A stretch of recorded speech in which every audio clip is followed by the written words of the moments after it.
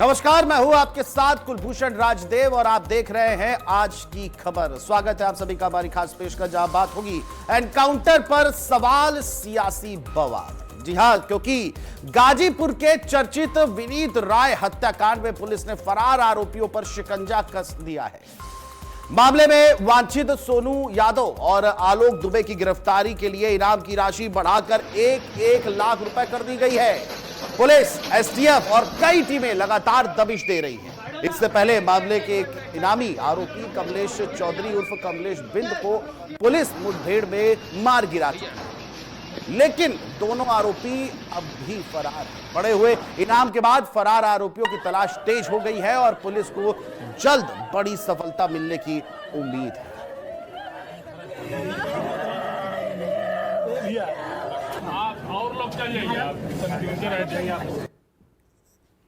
तो आपको बता दें कि गाजीपुर के विनीत हत्याकांड पर बड़ा अपडेट सामने आया है। 2 अन्य आरोपियों पर इनाम की राशि बढ़ा दी गई है। सोनू यादव और आलोक दुबे फरार हैं और इनकी इनाम की राशि 1 लाख रुपए बढ़ा दी गई है। दोनों पर 1 लाख का इनाम है और इसके चलते पुलिस को यह भरोसा है कि अब जल्द ही इन दोनों की गिरफ्तारी हो जाएगी। गाजीपुर के विनीत हत्याकांड से जुड़ा बड़ा अपडेट। वहीं एक अन्य आरोपी कमलेश चौधरी उर्फ कमलेश बिंद को एनकाउंटर में ढेर कर दिया है। तो वीडियो आपको दिखा रहे हैं, जहां पर आप बता दें कि इसको लेकर के सियासत भी तेज हो गई है। परिवार ने पुलिस की कार्यप्रणाली पर सवाल उठाया है और इस चर्चित कमलेश बिंद एनकाउंटर को लेकर के आपको बता दें, विनीत राय हत्याकांड, होटल कारोबारी विनीत राय हत्याकांड में इनका नाम था और पुलिस ने एनकाउंटर में कमलेश बिंद को मार गिराया है। विनीत राय हत्याकांड में आरोपियों पर बड़ा अपडेट सामने आया है। कमलेश बिंद एनकाउंटर पर सियासत तेज हो चली है। सीएम योगी से मिले हैं मंत्री संजय निषाद। वहीं गाजीपुर के इस चर्चित कमलेश बिंद एनकाउंटर मामले में अब राजनीतिक रंग ले लिया है। निषाद पार्टी के राष्ट्रीय अध्यक्ष और मंत्री संजय निषाद ने मुख्यमंत्री योगी आदित्यनाथ से मुलाकात कर मामले की जांच एसआईटी से कराने की बड़ी मांग की है। कमलेश बिंद पर विनीत राय हत्याकांड में शामिल होने का आरोप था और पुलिस एनकाउंटर में उसकी मौत हो गई। वहीं अब इस एनकाउंटर की निष्पक्ष जांच की मांग उठने लगी है। सीएम से मुलाकात के पहले संजय निषाद ने एक प्रेस कॉन्फ्रेंस की और उसमें क्या कुछ कहा है वो हम आपको सुनाते हैं। उत्तर प्रदेश के गाजीपुर में हुए कमलेश बिंद की इनकाउंटर पर उत्तर प्रदेश के कैबिनेट मंत्री संजय निषाद ने सवाल खड़े किए हैं। सर, आपने सवाल खड़े किए हैं, प्रेस कॉन्फ्रेंस भी की है, क्या है सवाल? प्रश्न तो बनता है ना, अपराधी, हमारा स्पष्ट माना अपराधी की कोई जाति नहीं होती, लेकिन जिस तरीके से उसके पत्नी ने कहा कि हमारे पति को ले गए, मारे, हमारे सामने एनकाउंटर कर दे, तो जांच का विषय बनता है। और गांव वाले अगर अपना आक्रोश दिखाएंगे, जांच की मांग करेंगे, तो आप पथराव होगा और आप राष्ट्र लगाने की बात करेंगे तो गलत है। दहशत फैला के आप वोट नहीं पैदा कर सकते हैं। हम लोग समाज के साथ तब भी आज भी हैं। समाज ने हमारे ऊपर भरोसा किया तो मैं निश्चित रूप से मिलकर माननीय मुख्यमंत्री से जांच की मांग करूंगा और जो दोषियों पर कार्रवाई हो। उत्तर प्रदेश में बहुत से एनकाउंटर हुए हैं, लेकिन देखा जाए कि सिर्फ एक बिंद के एनकाउंटर पे आप सवाल खड़े कर रहे हैं, बाकी एनकाउंटर पहले भी मैंने बताया कि बहुत ऐसे अधिकारी हैं जो इस तरीके का गलत करते हैं और सब पिछली सरकारों वोट का माहौल खराब करते हैं। पहले मैंने बताया कि अपराधी को अपराधी तय करेगा न्यायालय। पहले मैंने बताया दुर्दराज अपराधियों के लिए इस तरीके का है।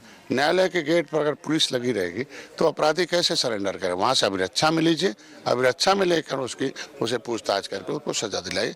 न्यायालय तय करे कि वो कितना बड़ा अपराधी है, कितनी बड़ी सजा। प्रशासन पे सवाल है या सरकार पे सवाल? नहीं, वो लोकल पुलिस पर सवाल है।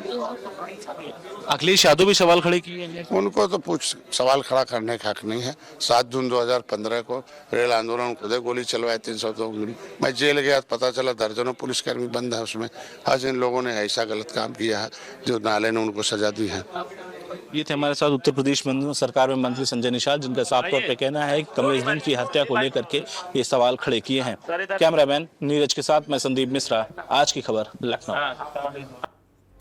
और वही अब इसी मामले को लेकर इलाहाबाद हाईकोर्ट ने उत्तर प्रदेश पुलिस की कार्यप्रणाली पर कड़ी आपत्ति जताते हुए बड़ी टिप्पणी की है कि पुलिस की निष्ठा संविधान के बजाय सत्तारूढ़ व्यवस्था के प्रति अधिक है। कोर्ट ने कहा कि अधिकारी अपने राजनीतिक आकाओं को खुश करने और ट्रांसफर पोस्टिंग के दबाव के चलते कानून का निष्पक्ष पालन करने से भटक रहे हैं। इलाहाबाद हाईकोर्ट की यूपी पुलिस की कार्यशैली पर सवाल खड़े करते हुए यह भी कहा कि मलाईदार तैनाती के लिए फर्जी मुठभेड़ से उत्तर प्रदेश पुलिस को परहेज बिल्कुल भी नहीं है। इतना ही नहीं, अवैध गिरफ्तारी से भी यूपी पुलिस को कोई परहेज नहीं है।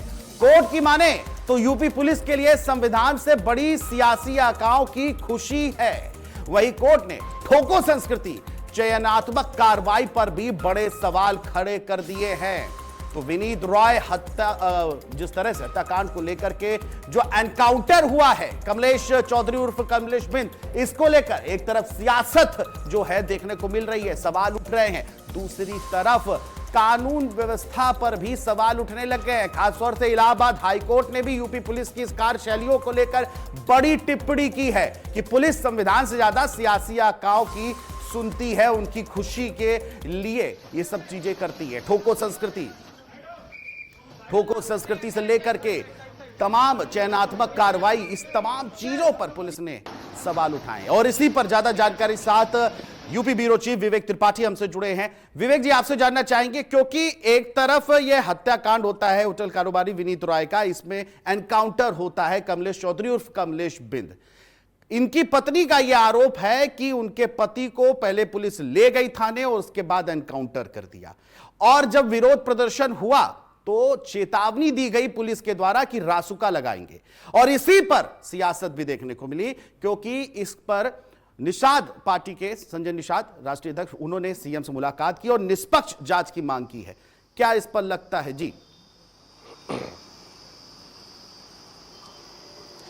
देखिए, इनकाउंटर पर सवाल हमेशा उठते रहे और यूपी पुलिस हमेशा कटघरे में खड़ी होती रही है। इसके पहले आपने देखा होगा सुप्रीम कोर्ट ने टिप्पणी की थी और इनकाउंटर को जायज ठहराने के लिए सवाल पूछे थे, तमाम सवाल उठाए थे सुप्रीम कोर्ट ने और कहा था कि ये हाफ इनकाउंटर और इनकाउंटर, घुटनों पर गोली मारने की कौन सी संस्कृति है, कौन सी परिपाटी है। लेकिन कमलेश बिंद के इनकाउंटर के बाद अब उत्तर प्रदेश सरकार पर उंगलियां ज्यादा उठ रही हैं, क्योंकि कमलेश बिंद एक उन्हीं की सहयोगी दल निषाद समाज पार्टी, निषाद समाज के जो मुखिया है संजय निषाद, उन्होंने सवाल उठा दिया। और कमलेश बिंद गाजीपुर का था, गाजीपुर के आसपास के जो जिले हैं 4-5, वहां पर बिंद समाज का बाहुल्य है और संजय निषाद इस वोट बैंक पर अपना दावा करते हैं कि ये उनका वोट बैंक है। कल उन्होंने प्रेस कॉन्फ्रेंस की और बड़ी गंभीरता से उन्होंने मुख्यमंत्री से मुलाकात भी की और इस इनकाउंटर पर सवाल उठाए, यूपी पुलिस पर सवाल उठाए। उन्होंने कहा कि कमलेश बिंद अपराधी नहीं था, उसको कोर्ट से कभी कोई सजा नहीं मिली थी, उसका मारना ठीक नहीं, उसका मारा जाना ठीक नहीं है और ये सीधे सीधे उनके वोट बैंक पर हमला है। डॉक्टर संजय निषाद ने यह भी इशारा किया, संकेत दिया कि इस तरह के इनकाउंटर करके कमलेश बिंद जैसे लोगों को मार कर यूपी पुलिस और जो उनके सहयोगी दल हैं एसटीएफ, उन्होंने सवाल उठाया कि वो उनकी राजनीति खत्म करना चाहते हैं, उनका वोट बैंक खत्म करना चाहते हैं। ये बड़ा सवाल उन्होंने उठाया और मुख्यमंत्री से इस बात की शिकायत भी की कि ये उनके वोट बैंक पर हमला है। चूंकि प्रधानमंत्री नरेंद्र मोदी का संसदीय क्षेत्र है वाराणसी, गाजीपुर और वाराणसी के बीच में बहुत ज्यादा दूरी नहीं है। आसपास के 4-5 जिले, गाजीपुर के आसपास के 4-5 जिले और वाराणसी तक डॉक्टर संजय निषाद का वोट बैंक यही बिंद समाज के ज्यादातर लोग हैं और इस बिंद समाज की बहुलता भी इन 4-5 इलाकों में है, 4-5 जनपदों में है, गाजीपुर से सटे हुए। वहां पर डॉक्टर संजय निषाद का अच्छा खासा हस्तक्षेप है, अच्छे खासे उनकी प्रभावशाली स्थिति है और चुनाव में वो बेहतर प्रदर्शन करते हैं।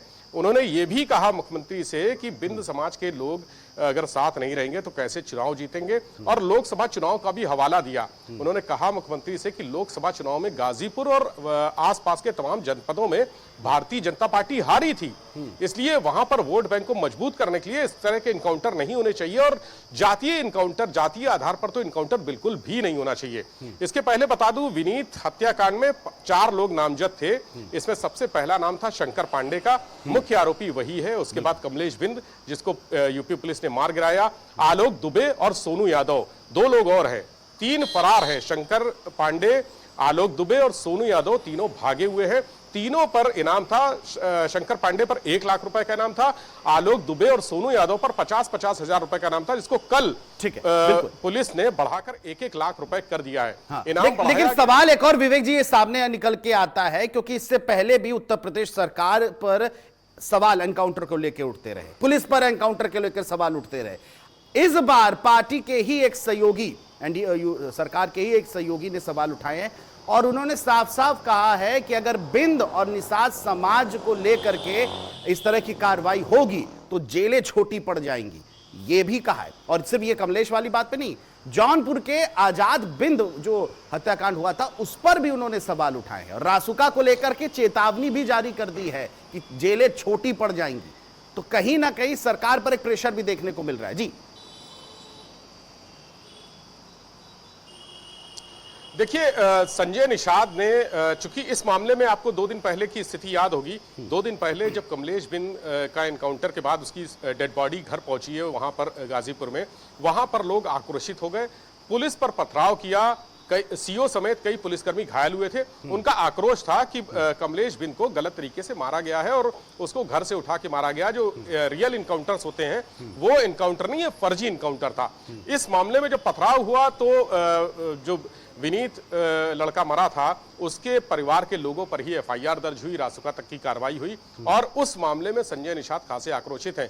वो उन्होंने एक मुद्दा उठाया है, कार्रवाई चाहे जिसके खिलाफ हो, चाहे विनीत के परिवार के खिलाफ हो या कमलेश बिंद के परिवार की या शंकर पांडे, सोनू यादव, आलोक दुबे, कोई भी हो, लेकिन उन्होंने सवाल उठाए हैं कि अगर इस तरह से रासुका लगाई जाएगी, लोगों को पकड़ा जाएगा, गिरफ्तार किया जाएगा और जो एक जेन्युइन मुद्दा उठा रहे थे, जो एक तर्क संगत बात कह रहे थे, उनके खिलाफ अगर कार्रवाई होगी। और सीधा सीधा संजय निषाद का यही है कि उनको लगता है कि ये उनके वोट बैंक पर हमला है, उनके वोट बैंक को छीनने की साजिश की जा रही है। और इसके पहले भी संजय निषाद तमाम तरीके से अपना विरोध दर्ज करा चुके हैं। वो इंडिया जो एनडीए गठबंधन है उसका वैसा वो हिस्सा है जो हमेशा मुखर होकर बोलते हैं और विरोध दर्ज कराते हैं। और इस बार भी उन्होंने इस व्यवस्था पर मुखर होकर विवेक जी बोला है, साफ तौर से उन्होंने कहा है कि इस तरह के मुठभेड़ में सीधे एनकाउंटर करना सही नहीं है। इसके अलावा उन्होंने यह भी कहा है कि मुख्य आरोपी के खिलाफ भी इसी तरह की कार्रवाई होनी चाहिए, क्योंकि आरोपी किसी समाज का नहीं होता, आरोपी आरोपी होता है।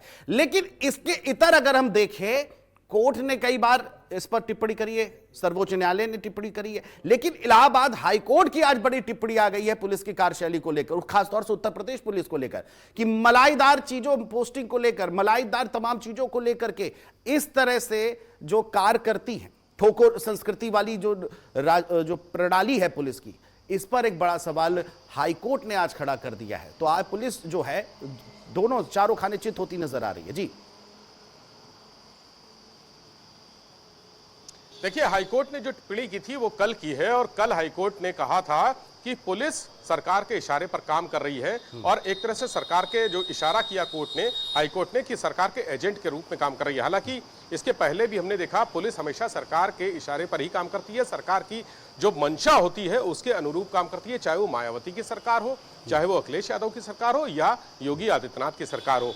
मायावती के सरकार में लॉ एंड ऑर्डर को लेकर सख्ती थी तो पुलिस उस तरह से काम करती थी। अखिलेश यादव की सरकार में एक दूसरी स्थिति थी, वो पुलिस उस तरह से काम करती थी। कई पुलिस अधिकारियों को हमने देखा कि वो घुटनों पर बैठे हुए हैं। तो ऐसे में अब जो पुलिस काम कर रही है, लॉ एंड ऑर्डर को लेकर इनकाउंटर पॉलिसी है सरकार की, वो अघोषित पॉलिसी है, ये माफ कीजिएगा, ये इनकाउंटर की अघोषित पॉलिसी है कि लोगों को मारना है, बदमाशों को मारना है, घुटने तोड़ने हैं, घुटनों पर गोलियां मारनी है, हाथों पर गोलियां मारनी। तो ये एक अघोषित पॉलिसी को लेकर सुप्रीम कोर्ट भी सवाल उठा चुकी है और कल हाईकोर्ट ने भी इस पर सवाल उठाया और सीधे सीधे पुलिस को एक तरह से सरकार का एजेंट बता दिया। सुप्रीम कोर्ट ने टिप्पणी नहीं की थी, सुप्रीम कोर्ट ने इनकाउंटर पर सवाल उठाए थे, बिल्कुल, लेकिन हाई कोर्ट ने सवाल उठा दिया कि पुलिस सरकार के एजेंट की तरह काम कर रही है और सरकार के कहने पर काम कर रही है और ये ठीक नहीं है। ये बड़ा सवाल हाई कोर्ट ने उठाया और यूपी पुलिस को कटघरे में खड़ा किया है। इस मामले में जहां एक और यूपी पुलिस घिरी हुई है, वहीं सरकार भी घिरी हुई है कि उसके सहयोगी दल संजय निषाद वो सरकार को घेरने में जुटे हैं।